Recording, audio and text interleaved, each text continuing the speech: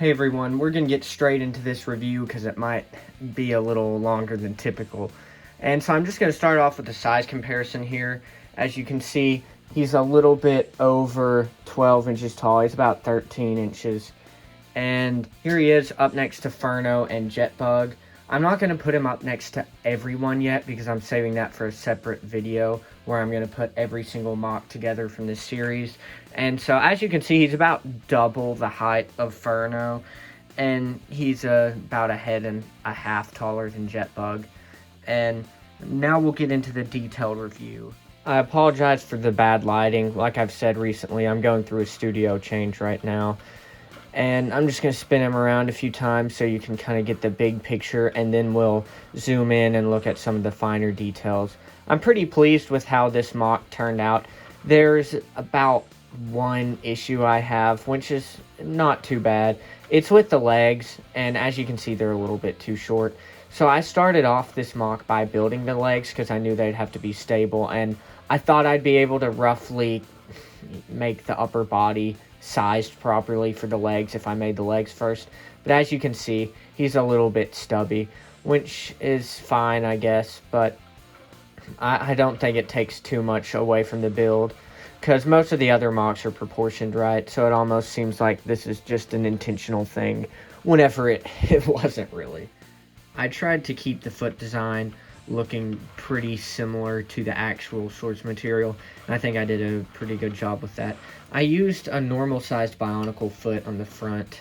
As you can see, it's kind of funny seeing a very small foot on a giant foot design. This is probably about a 50-piece foot design, so it took quite a while to copy, and it's very long, as you can see, so he's not in danger of falling. I used some bone pieces from Hero Factory to build up the leg design. Now these legs do have quite a bit added to them. As you can see, there's a lot of Technic structures throughout the build that are just bulking up the foot design. You can see a little hexagonal armor plate. So that's kind of like a stopper so his foot doesn't go too far forward. Now, if I wanted to make him be in a different pose, I could always remove this. But this right now is just to give him kind of like a stopper in case I accidentally knock him forward or anything. But I mean, his foot is long enough to where he probably wouldn't topple over. As you can see, I have pistons doubled up on the back here. So it makes it a little bit hard posing him because you kind of have to focus on actually getting the pistons to actuate to lengthen the leg. But that's fine because I don't plan on using this mock for a stop motion. It would be awesome too, but it would be too frustrating, I think. But he stands very well because of those double pistons, and he's not going to fall over unless he's prompted. Like if you hit him or something, he would most likely fall over. I used some Vizon heads right here to cover up quite a bit of space. If you will notice, like down here especially is where you can notice that he does have some random bits. Not everything is the same. That's to make him look random because the fire villains were random in places. And one interesting design here is I used a Lego jumper plate right there with just one stud in the middle to make up that gap. Because as you can see, that's in between two Technic holes. So there was not really a good way to cover that up except to use a jumper plate. As you can see, there are some mechanical bits sticking basically out of Vizon's mouth right there. And I just thought those looked pretty cool. I used some Hero Factory armor add-ons right there in the inner thigh to add a little bit of detail and to thicken up the legs just a little bit. And I have kind of a rig right here connecting up to the lower back, and that's so he has two joints of what would be the word, of stability there. And he has pretty good range of motion. I mean, decent, I guess you would say. That's about as far forward as you can put the leg, and that's about as far back as you can put the leg. So, I mean, in terms of posability, he's got a decent range of movability, as you can see. And he stands pretty well. So, I mean, you can get some decent poses. I'll put him in some poses later on and zoom out the camera so you can see some dynamic poses that you can put him in. It just usually takes a second, and I don't want to film the whole process because this is a very big MOC, so it kind of takes a little while to get him the way you want him to be posed. I'll demonstrate a few poses now. Here's the first one, kind of a simple pose, just with one leg behind the other. Here he is in kind of a running pose, or maybe more like a step pose. As you can see, he's kind of using this lip back here to support his weight, but I think he would stand like this on the table as well without a backstop there. And, well, now he's gonna fall. But I'll do it one more example to try to get his legs in a different pose. Here he is leaning to the side like he's evading a blast from a hero. And I think this is the last pose. He leans pretty well, and it's mostly due to the wide feet. I think he's able to stand pretty well for his size. I have quite a few things to point out on the upper body. I kept the original lava printed black armor plates.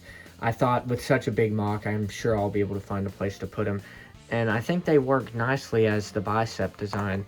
I really like the arm design, in fact, because it's not too big. I mean, he's definitely been hitting the gym, but it's just big enough to where he still remains posable, and it's covering, you know, his arm nicely, and I think it works out pretty smoothly. The hand design, of course, is custom. It's not anything special. Here's the gun, by the way. I'm probably not going to show it closer up later on, just because it's a pretty simple design, and that will just slot in right there. And so it's really simple. I do like the hand design. This is original to me, I believe, and if you even want to, you can add a 5th finger in between right there, but I just opted for 4 fingers for this design. Another thing, I used a Chima armor plate right here and put a fiery meteor blaster ball because I thought that would fit this MOC pretty nicely.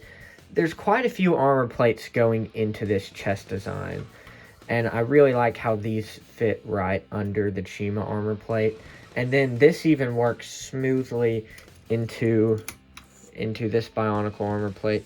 The lighting's really bad. I'm sorry if you can't see all of the details, but I'm trying to work on that. And I wanted to point out, under the neck even is pretty covered up. This MOC took me probably about 8 hours to build. It was a very long build process, mostly just because I got the frame up, but then I was spending so much time just armoring him up. I used some macaroni pieces down here to simulate tubing, and you can see some Bionicle shoes on their side right there, covering up some space down there.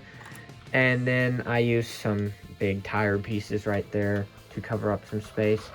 You can see some piping too right there in that gap between the armor plates, and I think all those details really pull a MOC like this together. One bad thing is that these 2 armor plates back here are kind of loose. They can be adjusted a little bit, which isn't the best thing ever. But sometimes you can't really do anything to fix a problem like that. I like the jet design. I'll pull him down so you can see that a little better. I'm not sure if this would actually lift him. For one thing, it's kind of fixed in place, but maybe in their universe it's powerful enough to lift such a heavy guy like this. But I really like that design, and it would work very well in a smaller MOC, I'm sure. And there's some various details that I won't even point out that you've probably already noticed throughout the build. He does have some gaps, like there's a gap right there, but I didn't really know what to put there to adequately fill that hole. And plus that's near the rigging for the leg, so I don't want to interfere with that at all, because I still want him to be posable. That's one of the primary things I'm going for. I really like the shield design. Before we get to that, this arm is designed exactly the same, or at least the upper arm is designed exactly the same.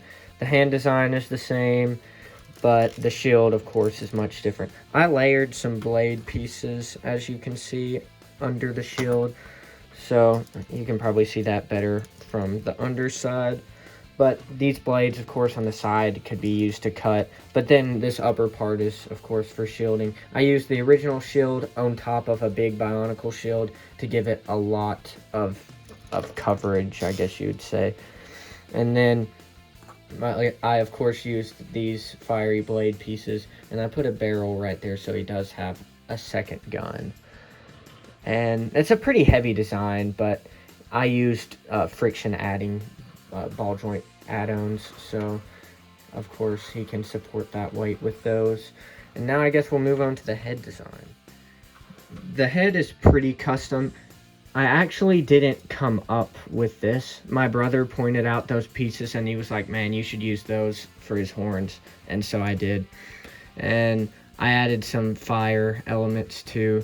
And then I added these like lava chains because I thought they fit pretty well with his aesthetic. He has two different joints for his neck because his ball joint to connect the head is actually pretty far back from the chest. And so I just needed to use a few joints there. And it doesn't make his head too tall or anything, so no harm done. And it also means his head can do stuff like this. And it's pretty poseable. And you can have him in really annoying poses too. I added something cool, I think. I added these spiky ball halves on either side. I thought those look really good and are integrated pretty well with his design. That's really all I have to say about this MOC.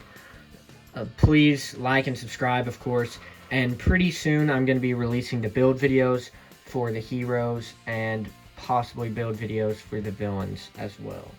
As always, thanks for watching. Stay tuned for the next video where I'm going to put all of the heroes and all of the villains together.